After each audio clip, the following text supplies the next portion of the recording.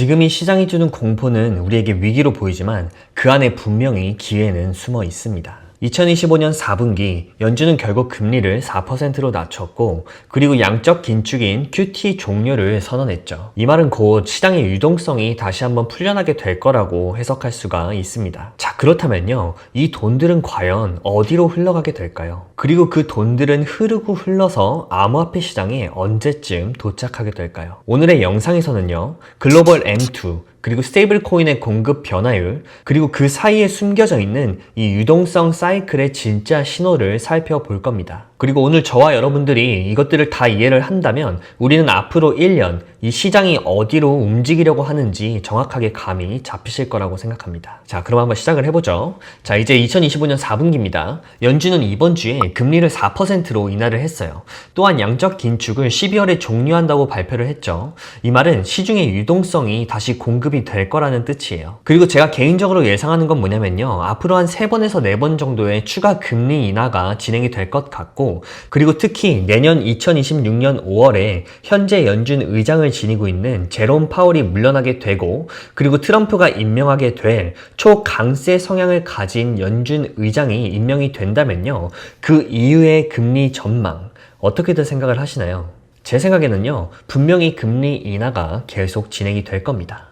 즉, 그렇게만 된다면 유동성이 시장으로 쏟아져 들어오게 되고 위험자산인 암호화폐나 주식시장은요, 좋은 흐름을 이어나가게 되겠죠. 그래서요, 지금 갖가지 뉴스들로 시장이 주고 있는 이 공포는요, 위기 같아 보일지라도 내면에는 기회라는 잠재의 의미를 가지고 있다고 저는 보고 있어요. 즉, 지금부터 내년 하반기에 이를 때까지는요, 이 시장의 분란이 계속해서 이어질지도 모른다는 거죠. 그리고 거기에 기준을 맞춰서 입절 타이밍도 한번 잡아보자면요. 유동성이 최대치에 달하게 될 내년 하반기부터는 아마도 입절을 고려해야 되는 시기가 될 수도 있겠죠. 왜냐면 제가 말씀드린 시기로 예상을 해보면 그때가 유동성이 최대치에 도달하는 시점이 될 것이고 암호화폐 또한 최고치에 머무를 가능성이 상당히 높아요. 그리고 그 이후인 2027년이나 아니면 2026년 연말에 베어마켓이 찾아오게 되겠죠. 이게요, 그냥 제가 제 감으로 혹은 제 필로 그냥 여러분들께 막 무지성적인 발언을 드리는 게 아니라요. 이거를 제가 여러분들께 오늘 보여드릴 자료를 통해서 보면요. 사실은 다 어느 정도 예측을 할 수가 있는 겁니다. 그리고 제가 계속 이렇게 장기적인 플랜을 그려봐야 한다고 말씀을 드리는 이유는 뭐냐면요. 그때가 바로 야, 입절하고 도망쳐! 를 말하는 동시에 또 다른 매수 기회가 되기 때문입니다. 즉, 지금 우리가 너무 비싸다고 못 사고 있는 그런 AI 기업들 있죠. 혹은 또 암호화폐 관련주들 모두 다요. 그 시기가 된다면 비교적 저렴한 가격에 매수를 할 수 있는 타이밍을 잡을 수가 있기 때문입니다. 보면요. 2021년도도 사실 마찬가지였는데요. 글로벌 유동성이 축소가 되자마자 곧바로 베어마켓이 시작이 됐었죠.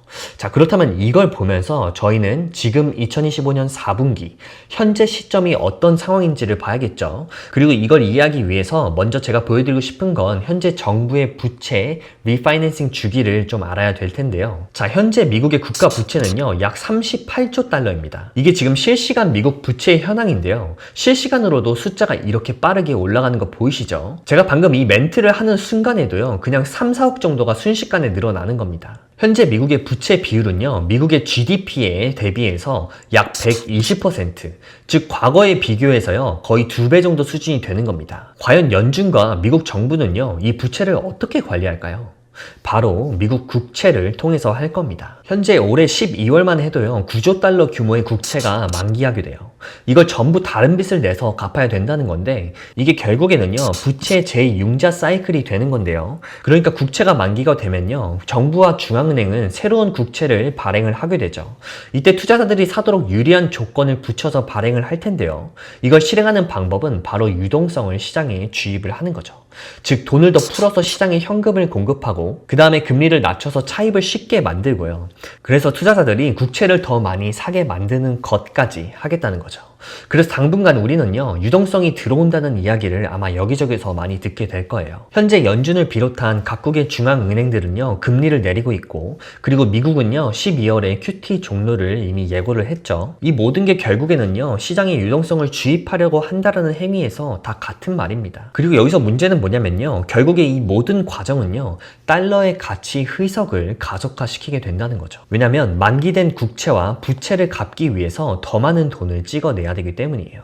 그리고 이런 유동성 확장은요, 가장 먼저 리스크 자산에 반영이 되는데요. 그러니까 뭐 비트코인이나 이더리움이나 주식시장이 먼저 반응을 한다는 이야기죠. 즉 이게 다 무슨 말이냐면요, 현재 시장의 유동성은 폭발 직전에 있다라는 이야기인 거죠. 이제 데이터를 통해서 왜 이 유동성이 이렇게 핵심 동력이 되는 건지 한번 살펴볼게요. 먼저 글로벌 M2 지수와 비트코인 차트부터 한번 살펴보죠. 이 M2 머니 서플라이라고 하는 이 M2 통화 공급량은요, 한 경제 내에 있는 모든 현금과 현금성 자산을 포함하게 돼요. 즉 현금, 요구 불예금, 저축 예금, 머니마켓 계좌, 소매형 뮤추얼 펀드, 그리고 또 10만 달러 이하의 정기 예금, 이 모든 수치를 다룬다는 거죠. 그리고 이를 주요 국가들 기준으로 전 세계적으로 합산을 하면요, 각국의 재정 정책과 중앙은행의 통화 정책 방향성을 한눈에 볼 수 있게 되는데요. 그래서 이 차트는요, 이미 비트코인 가격을 예측하는 거의 핵심 지표로 자리를 잡은 상태인데요. 그러니까 과거의 데이터가 다 보여준다는 겁니다. 즉 여기 파란색으로 보이는 M2가 크게 확장되는 이 시기 있죠. 특히 양적 완화나 재정 부양책 같은 것들로 인해서 시중에 자금이 대규모로 풀렸던 시점은요, 항상 비트코인의 강세장과 늘 정확하게 겹쳐왔다는 거예요. 이건 역사가 말해주는 팩트라는 겁니다. 보면 대표적인 사례가요, 이 2020년 강세장이죠. 이 가파른 선이 보이시나요, 여러분? 자, 이때요, 전 세계적으로 수조 달러 규모의 경기 부양 자금이 쏟아지면서 비트코인 가격은요, 수천 달러였던 것이 6만 달러 정도까지 폭등을 했었어요. 이 같은 패턴은요, 2026년에서 2027년 사이에도 나타났었고, 그리고 또 반대로요, 2028에서 2029년, 그리고 또한 2022년 그래프에서 보이는 것처럼요, 이 글로벌 M2가 엄청나게 감소를 하거나 정체가 되어 있던 시기에는 비트코인 시장도 동시에 약세장에 들어갔었습니다. 자, 이렇게 M2 지수와 비트코인 지수가 함께 간다라는 걸 이 차트를 통해서 우리가 볼 수 있는 건데요. 이 데이터는 그냥 직관적으로 쉽게 알 수 있어서 좋긴 하지만 여기서 중요한 한 가지 함정이 있는데요. 이 M2 데이터에는 시간 지연이라는 게 존재한다는 겁니다.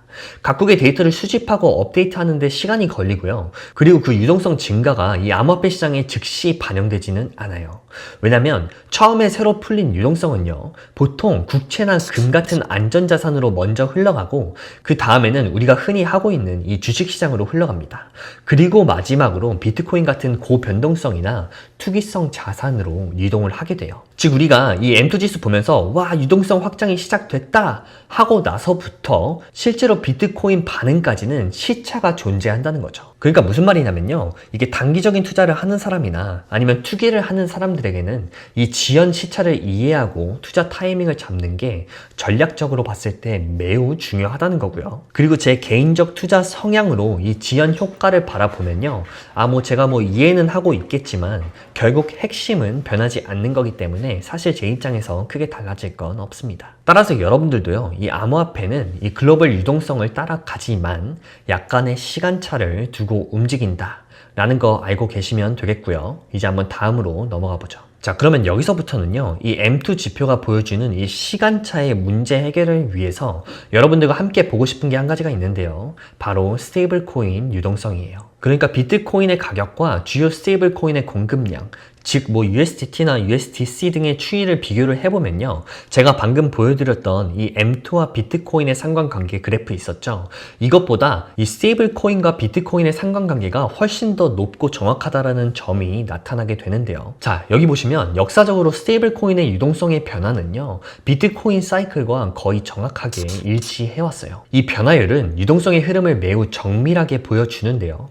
이것 또한 직관적으로 우리가 볼 수 있듯이 스테이블 코인의 유동성이 높을 땐 새로운 비트코인 축적 구간의 시작을 의미하는 경우가 지배적인 거고요. 반대로 스테이블 코인의 유동성이 횡보장을 보일 때는요, 비트코인도 횡보를 하거나 조정이 오는, 그러니까 상당히 서로 일치하는 경우가 많았다는 거죠. 그리고 이거는 스테이블 코인 공급의 변화율인데요, 비트코인 가격 움직임과 스테이블 코인의 유동성 트렌드가 얼마나 정밀하게 맞물려 있는지 시각적으로 쉽게 보여주는 겁니다. 예를 들어서 여기 숫자가 좀 작기는 한데 2024년 말에 스테이블 코인 공급이 급증하자 비트코인도 오랜 횡보를 끝내고 새로운 고점을 돌파를 하고요.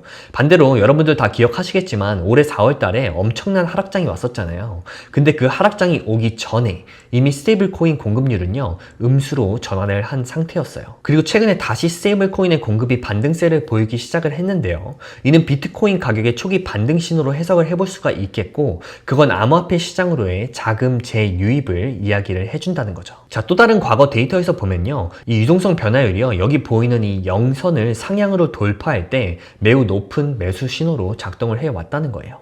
즉 M2처럼 업데이트가 느린 지표들과는 달리 스테이블 코인 유동성은요, 실시간으로 감시할 수 있는 즉각적인 지표라고 말을 할 수가 있다는 거죠.